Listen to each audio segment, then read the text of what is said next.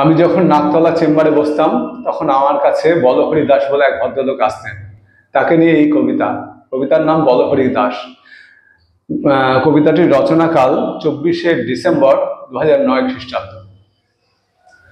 বলহরি দাস গড়িয়াতে বাস, কারখানা ছেড়ে দিয়ে করে কপি চাষ। সাবিত্রী দাসী মুখে নাই হাসি, ছেলেটা পাগল হয়ে ঘোরে ঝাঁসি কাশি। উজ্জ্বলা মেয়ে ফেরে গান গেয়ে, স্বামীর হদিস নেই ফেরে ভাত চেয়ে।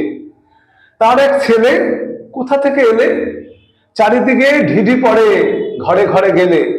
থাকো হরি শালা কানে কিছু কালা, পাশে থাকে কোনো মতে করে আট চালা। শালিকা কুমারী নেই ঘর বাড়ি, সাবিত্রীর সাথে থাকে তবু করে আড়ি। এই মতো কাটে নানা ঝঞ্ঝাটে, বলহরি ঝাঝা রোদে ঘোরে মাঠে বাটে। টাকা চাই কিছু রোগ ঘোরে পিছু, বলহরি ঘরে ফেরে করে মাথা নিচু।